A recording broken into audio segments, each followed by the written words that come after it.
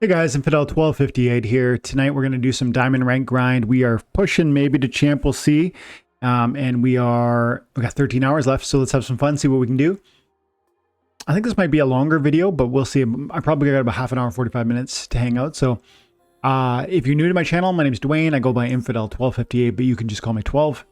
And we cover Splinterlands, including sort of the gameplay side of it. So hopefully what we're going to see here is many various examples of what sort of, you know, thoughtful selection of teams, critical analysis of why we lose when we lose, as well as when we win, how we won, and hopefully that adds value to you. So yeah, thanks guys for hanging around and for liking and subscribing to the channel. Get into it. Also, I got some coupled season or daily loot chests. So let's check this out first.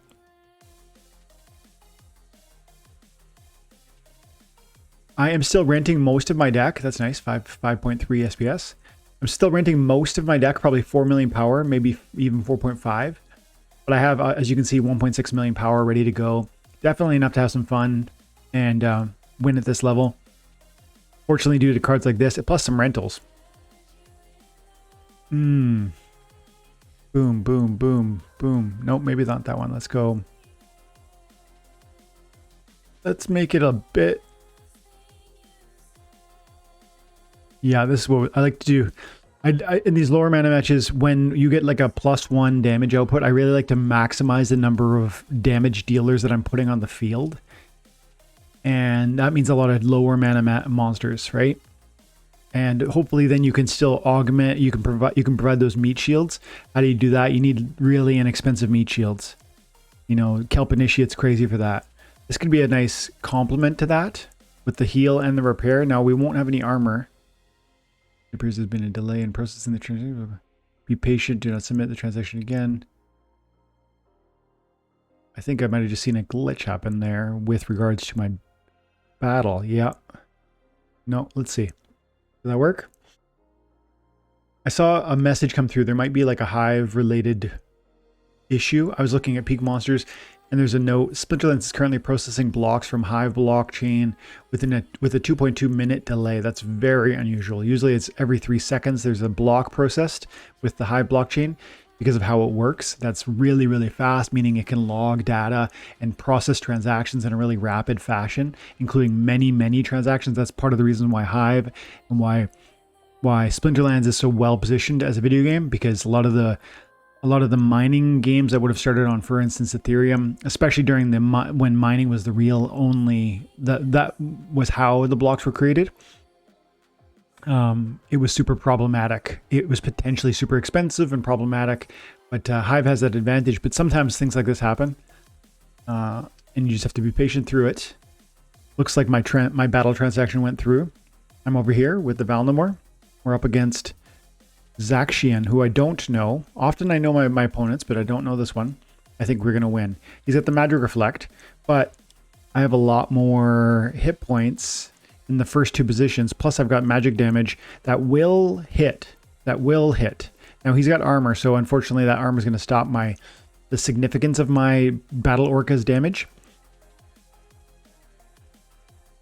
He's got a tank healer too. Ooh, that every miss is annoying. I'll say that for sure. Because he's got Void. Yeah, we actually are gonna lose. Because he's got the tank healer and he's got Void with the Magic Reflect. So he's gonna kill me every time I attack him. Plus his Void is making him strong enough that the heal is really resilient. Oh man, that stinks. That really womps. And I thought about doing Prismatic Energy too, but yeah, that's okay. The lack of tank heal is the sole reason why that went bad for me.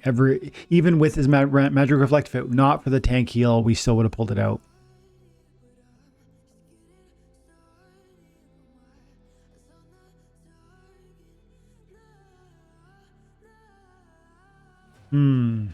Trample. Let's get the darkness out there.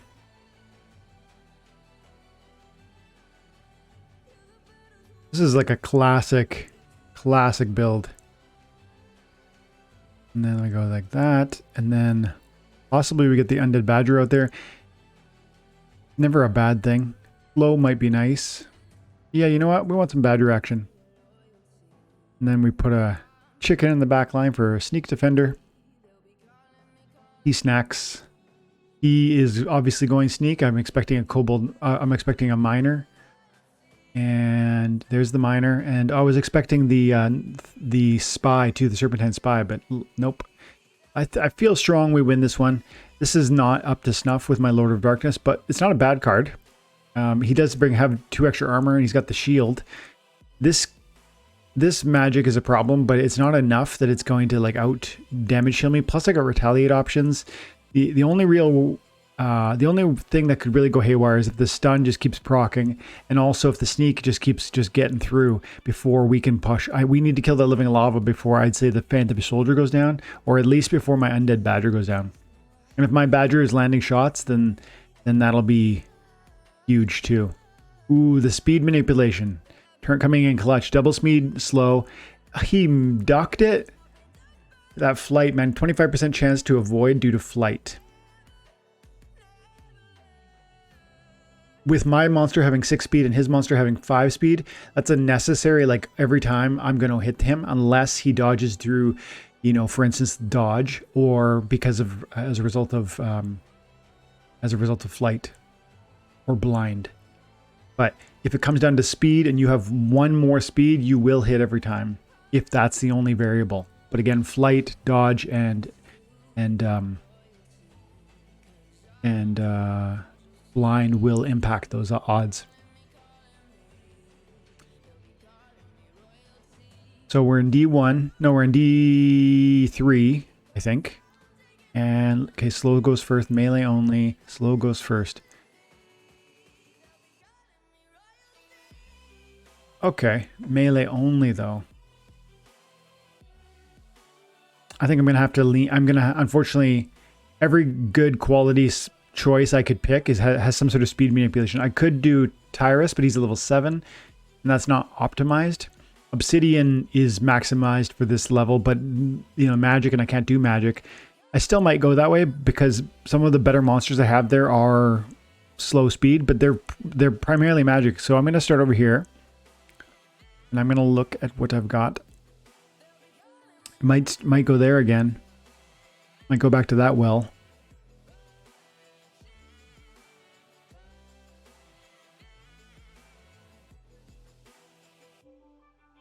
Speed manipulation is not the only, like, it's not as if just because they're fast, they're necessarily gonna miss. Certainly you gotta be. This is tempting, yeah, because I'm expecting an opportunity monster. You know what? Ooh, yeah. The Heartclaw is a kind of, I could pass on it, but from a sneak attack defender plus a poison resistance plus the shield and the demoralize, in the context of this, I think this is a really clutch play. I really like seeing Heartclaw in the back line in this context because of the demoralize. It's melee only. Because of the immunity, there's often sneak attackers that are going to poison, and lastly because of the shield. So again, that's why. But I do wish I had 1 more sneak attacker, and of course I had the Uraeus I could have brought, the Undead Badger I could have brought. They're all quite fast, but it still would have been nice to have a 3rd sneak attack defender. This is my opportunity protection. This is my sneak attack protection. And as you can see, the poison resistance from my immunity is actually going to be really pivotal. And he's got the Inspire, but we've got the Demoralize and a 2nd Demoralize. I actually like my odds without looking too closely at it. Plus we have the Stun and the Retaliate. I feel pretty strongly that we are going to pull this one out. Oh, I was forgetting speed is reversed. So I still think we win, but he's the slower team than me, which is potentially problematic. It looks like my heal is going to be adequate to just out heal the Purifier, right? Because he's only every other turn, and we're not getting any damage from the Silvershear Warrior. Yeah, see, look at that, full health. And then just slow and steady. We are too fast, but they're getting the work done that they need, and this is totally working. The Heart Claw in the rear position is a clutch move when you get the personal or the up close and personal, especially when you can do like a double or even triple demoralize, because the shield it's just such a sneak tank. It's such a perfect sneak tank. 33 RP.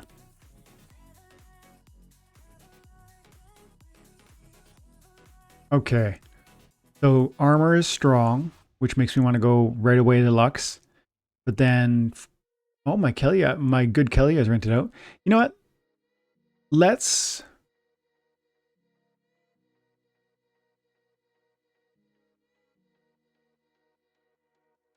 Okay, yeah, let's give Lux a try. And just, again, hang on a second. I'm really, really tempted to just keep rolling the Lord of Darkness here.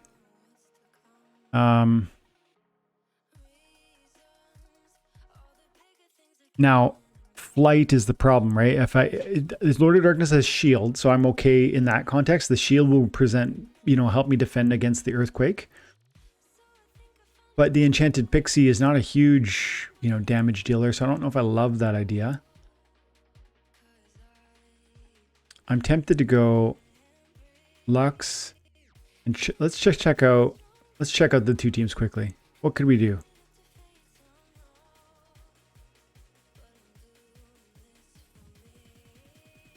I'm tempted to try like I'm full out just magic play, but I don't think that's the way. I don't think that's the thing here.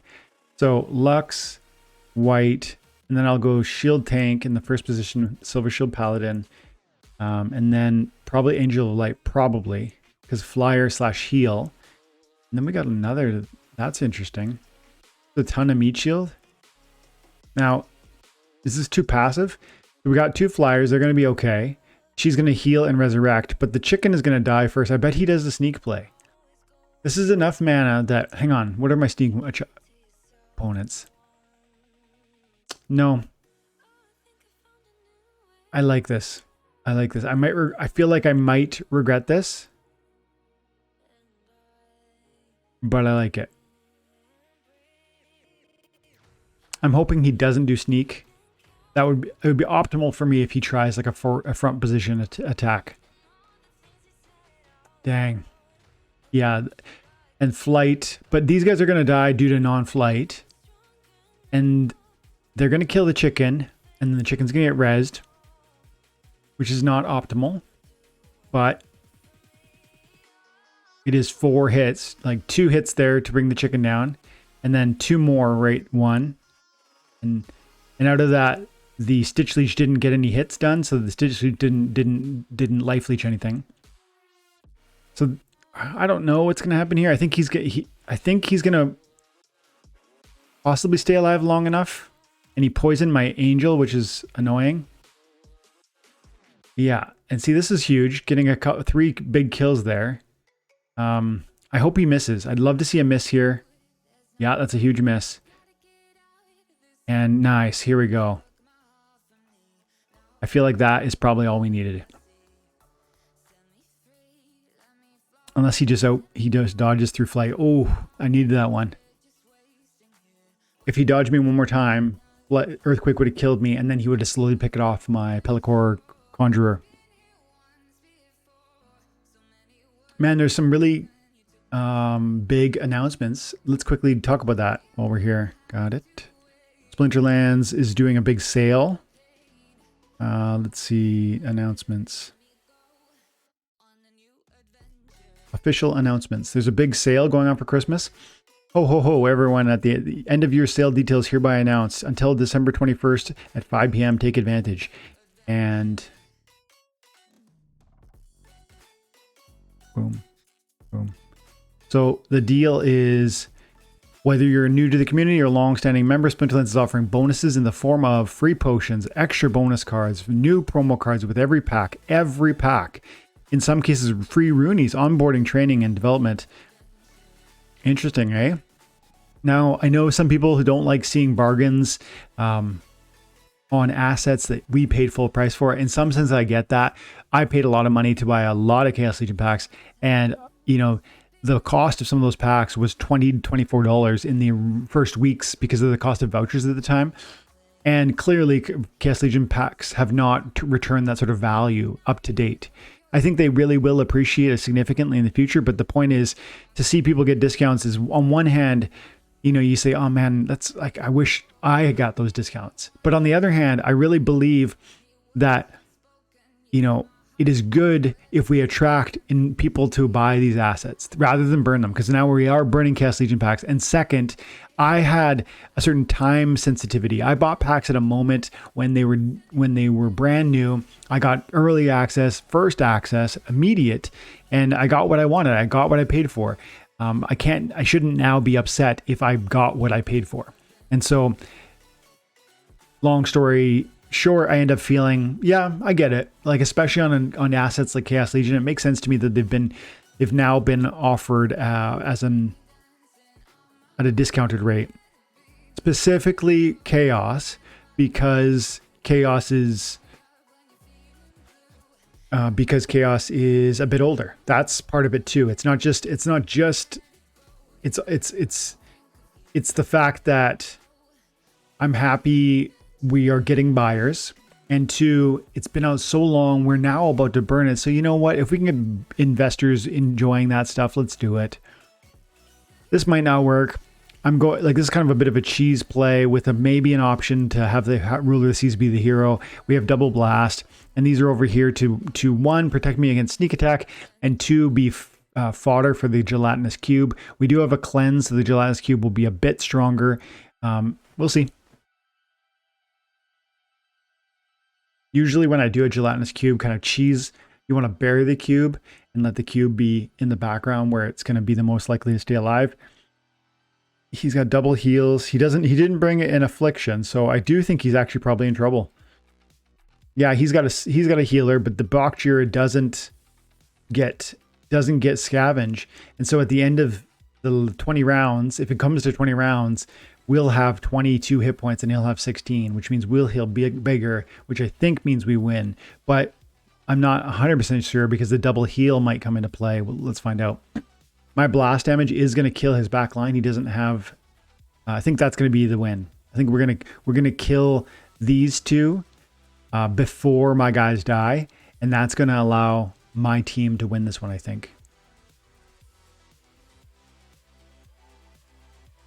Plus we have the triage, remember, whereas he doesn't have any triage.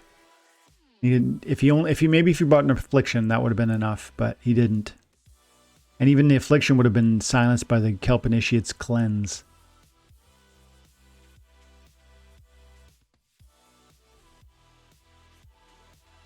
Now, is the Initiate going to heal the Ruler of the Seas, or is he going to heal the Pirate Archer?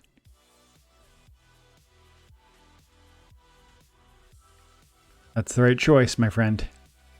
See, I don't know how that was decided. I believe it comes down to whoever has the most amount of possible damage that could be healed. That's the consideration. But in that context, I believe this one had 6 hit points and this one had 5. And the Pirate Archer was closer to dead. So I don't know how that math works. If you guys know how triage is determined, where that lands, where the triage lands, I would love to see an article on that. And so he's cleansed, I'm cleansed, but see, we got 20 hit points.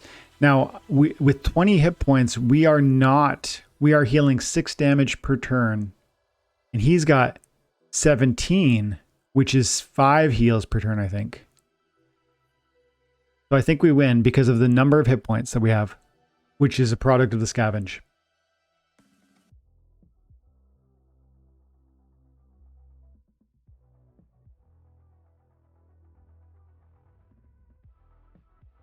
Yeah, Bokjira is amazing, but it's not as good as Cube, man. When this card came out, the Gelatinous Cube, I remember thinking to myself, it is so broken. It was so totally different than any other card. The next closest card to that at the time was the Friendly Giant or whatever it's called. And that card, though powerful, it has I want to say it has 17 hit points at the high. Let's quickly have a peek. I think it's called Friendly. No, that card's It's a beta and it's a neutral.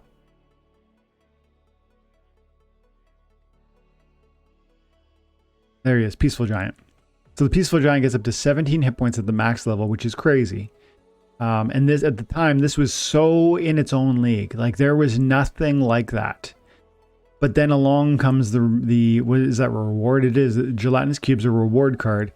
And as soon as that thing was out, like, I remember Peaceful Giant being, everyone who was really at the highest levels had one. And then this thing came out and I was immediately like, oh, I need to have that. And it was a penny at the time, I think. And I just immediately bought a max level copy, spending every, all the DEC I was earning daily, just getting more and more copies. You do need 500 copies of it, 505. But man, is it worth it. I mean, even honestly, at $52, that's pretty tempting right now. You know what? Is that a play? Look at this, is possibly a flip. Look at that, 30 cents. And it's it was priced based on the highest BCX version. I would argue that you buy this for $50 and you probably relist it for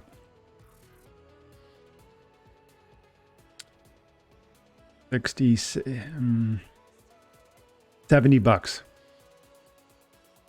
So the profitability is about, I'm going to say, a 30% profit after fees, maybe 25-ish. I think that's a strong, yeah, I think that's a yes, please. So we're doing a battle, but then we see a flip opportunity. Let's take it. Yeah. Buy it now. I'm going to immediately go in and relist it.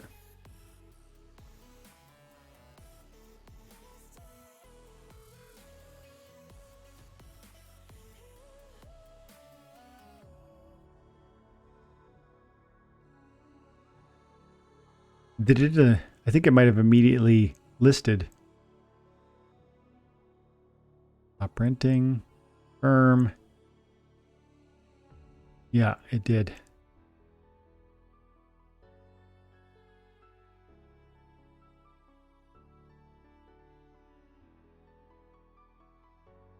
Oh no. Okay, my bad. That one that I had for rent was just another one that I have. But this here, you know what? I just bought that one. That was the level 8, and I bought it for, let me see. Let me quickly, I bought it for $56, right? Buy. Cube.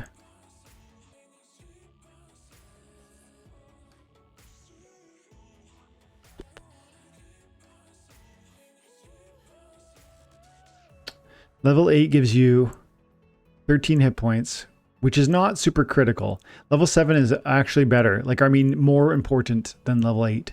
Level 8 gives you that extra hit point. Of course, that's important, but hit points are divisible by 3 in terms of how much heal they produce. And so while 13 is better than 12, it's not so much better that I wouldn't be willing to sell it. So I guess my question is, which of the two do I want to sell? And if I'm going to sell for 43 BCX per unit, I could sell this one for $44, having just bought this one for 46. So I got more BCX for practically nothing. And then this one's like strangely leveled. That might not sell it quite as easy.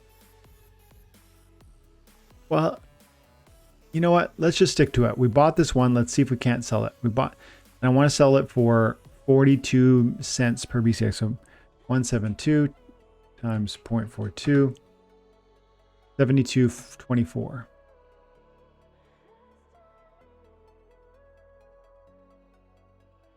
$72.50. Boom, boom. Now it might sell, it might not. If it doesn't sell, I'm okay with that. I paid $52.50 for it. If I sold it for $75, that's a 20, practically a, that's getting close to a 40% increase. So we'll see. Okay, let's keep going. Let's do 5 more minutes. So we'll do 2 more matches.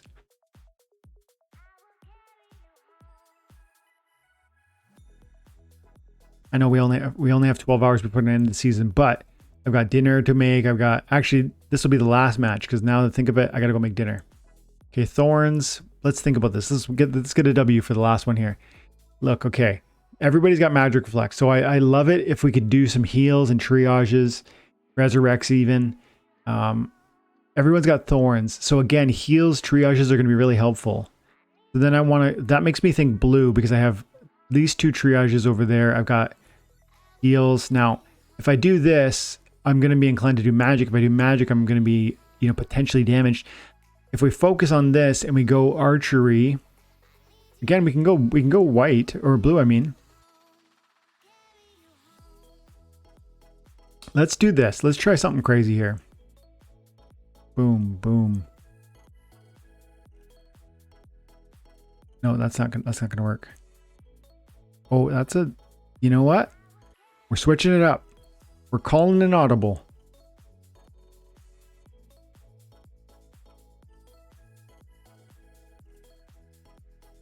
Triage.